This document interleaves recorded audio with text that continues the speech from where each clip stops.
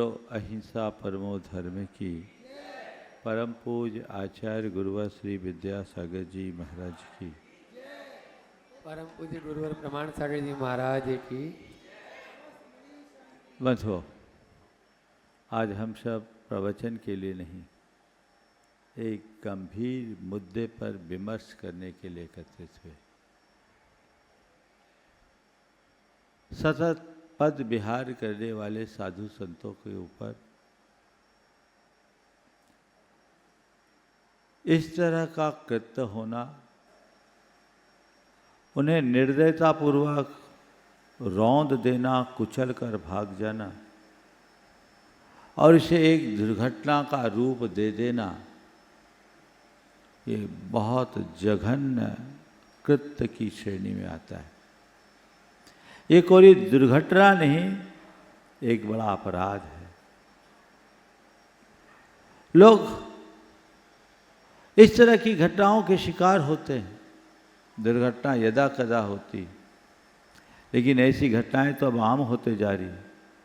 हर वर्ष अनेक निर्दोष साधु संतों के ऊपर इस तरह का प्रहार हो रहा है, इस तरह की घटनाओं के शिकार होते जा रहे हैं। जैन समाज अहिंसा प्रेमी समाज है, शांति प्रिय समाज है। अभी तक जितनी भी दुर्घटनाएं हुई, उसे दुर्घटना मानकर समाज ने स्वीकार लिया, उसे एक छोटी सी प्रतिक्रियाएं दी। लेकिन बंधुओं, अब प्रतिकार नहीं, समाधान चाहिए। साधु संतों के साथ यदि ऐसी घटना घटते रहेगी तो साधु संतों के विहार का क्या होगा?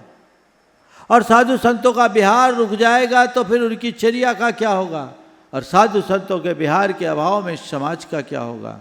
साधु संत पूरी समाज के मार्गदर्शक होते हैं, पूरी समाज में चेतना का संचार करते हैं। वे जहाँ जाते हैं वहाँ एक अलग प्रकार की बहार प्रकट होती है। ये तभी संभव होगा जब उनका विहार निर्बाध हो। इसलिए आज बाध्य होकर समाज को इस तरह से उमड़ना पड़ा, बाहर आना पड़ा। मुझे सूचना है पूरे देश में भारी संख्या में लोगों ने आकर अपने अंदर की वेदना को अभिव्यक्ति दी है। पर मैं चाहता हूं कि इसके लिए कोई ज़रूरत ही नहीं पड़नी चाहिए। तो सरकार की जिम्मेदारी है, शासन प्रशासन की जिम्मेदारी है कि वे एक एक व्यक्ति की सुरक्षा करे और साधु संतों की विशेष सुरक्षा करे। पैदल यात्रियों के लिए विशेष सुरक्षा के नियम और प्रावधान सुनिश्चित किए जाए। तो जितनी बातें आज के ज्ञापन के माध्यम से मांग पत्र में दी गई है, उन सब बातों पर सरकार को त्वरित कार्यवाही करके आगे आना चाहिए और समाज को जागृत होना चाहिए। समाज ने आज जो इस तरह की भाव को अभिव्यक्ति दी है, ये बहुत प्रशंसनीय है। लेकिन मेरा आप सबसे कहना है, एक दिन के रैली से इस सरकार की नींद खुलने वाली नहीं है। सरकारें भी इस तरह की घटनाओं से आदी हो चुकी है, सुनती है, थोड़े दिन प्रतिक्रियाएं व्यक्त होती है, बाद में चीज़ें ठंडी हो जाती है और सरकार इन सब बातों को ठंडे बस्ते में डाल देती है। आप सबको तब तक चैन से नहीं बैठना है जब तक इसका समाधान ना हो। अगले चरण में हमें क्या करना है, इसकी जानकारी भी आपको अतिशीघ्र दी जाएगी। लेकिन इसके लिए हमें सरकार के विभिन्न वर्गों से बात करना है, चाहे वो केंद्र सरकार हो, चाहे राज्य सरकार है। कई सरकारों ने अपने यहाँ ऐसी गाइडलाइन दी है, हम उस गाइडलाइन का पालन करें। समाज को इसके लिए जगाना चाहिए कि किस तरीके से हमारी व्यवस्थाएं हों। माननीय सर्वोच्च न्यायालय ने भी अनेक फैसलों में ये गाइडलाइन दी है कि पैदल चलने वाले राहगीरों की सुरक्षा सुनिश्चित की जाना और उनके लिए अलग से फुटपाथ का निर्माण किया जाए, जिसे इस मांग पत्र में जोड़ा गया है। उन सब बातों को हमें ध्यान में रख करके चलना है और एक एक व्यक्ति को जागृत होना है और जागृत होकर के राष्ट्रीय संत सुरक्षा अभियान को गति देना है। हमारा ये अभियान तब पूरा होगा जब सड़क पर चलने वाले एक एक पद विहारी सुरक्षित होंगे, उनका विहार निर्बाध होगा। ये जिम्मेदारी सरकार की तो है ही, हमारी समाज की भी है। समाज को चाहिए कि साधु संतों के विहार में पूरा ध्यान दे, तत्परता रखे, उनकी व्यवस्था को हल्केपन में न ले। उनके आहार विहार निहार में समाज को पूरी तत्परता दिखानी चाहिए। साधु संत पूर्व सूचित करके व्यवहार करे और समाज की जिम्मेदारी है प्रशासन को संसूचित करते हुए आवश्यक सुरक्षा का इंतजाम कराते हुए अपनी वॉलेंटरी भी करे, वो खुद स्वयंसेवक की भांति उनके साथ जुड़ कर के काम करे तो परिणाम आएगा और तभी हम कुछ अच्छा कर पाएंगे। बंधुओं, हम देखते हैं एक पल की घटना होती है, लेकिन उस छोटी सी घटना में वर्षों की साधना स्वाहा हो जाती है। आर्यिका श्रुतमती और उपशममती 2006 की दीक्षित आर्यिका है। इतनी साधनारत, इतनी स्वाध्यायशील, तपस्यारत साधना करने वाली आर्यिकाएं एक व्यक्ति की थोड़ी सी इस दुष्प्रवृत्ति से असमय में चले गई। मुझे लगता है ये घटना नहीं है जिस तरह की वीडियो क्लिप आई है, इसके पीछे कोई साजिश भी हो सकती है। हमें ऐसे लोगों को सामने लाना चाहिए, सरकार को उसकी जांच बिठानी चाहिए और इस घटना के तह में जानी चाहिए कि आखिर ऐसे कौन लोग हैं जो इस तरह के कृत्यों को अंजाम देने के लिए आमादा हैं।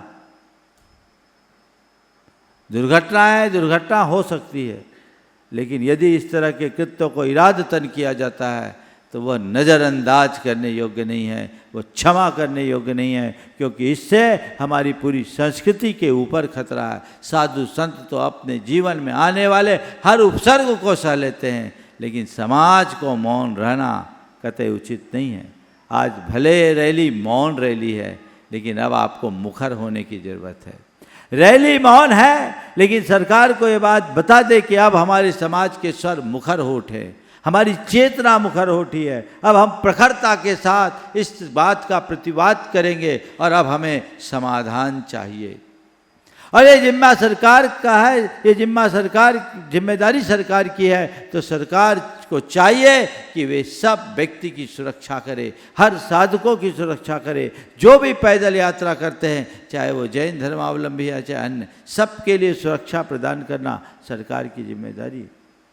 जैसे कई पद यात्राओं में, जैसे आपके जाकर के अमरनाथ यात्रा के दौर में आपके हरिद्वार की जो यात्रा होती है, गंगा जल की यात्रा की दौर होती है, देवघर में जब पद यात्रा होती है, सरकार वहाँ के लिए एक विशेष व्यवस्था बनाती है। क्यों ना जैन साधु जो पूरे दिन विचरण, पूरे जीवन विचरण करते हैं, उनका जिस रास्ते से विहार हो, प्रशासन को उसकी सूचना मिले और प्रशासन उनके लिए विशेष प्रोटोकॉल लगाकर उनकी सुरक्षा सुनिश्चित करे। ये जिम्मेदारी सरकार की होती है, क्योंकि इससे ही हमारी समाज को प्रेरणा मिलती है और संरक्षण मिलता है। ये हमारी संस्कृति इससे पुष्ट होती है और पलती है।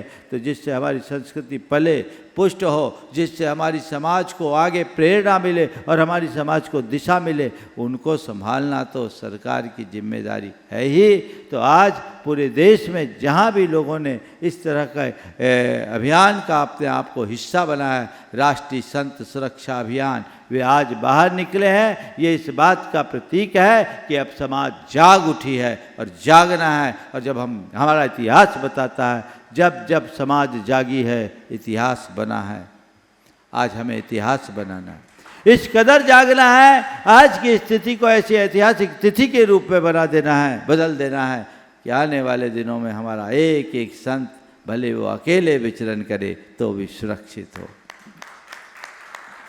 वो सुरक्षित हो, उसकी यात्रा सुरक्षित हो, एकदम सुरक्षित तरीके से अपना जीवन, अपनी साधना, अपनी चर्या पूरी कर सके।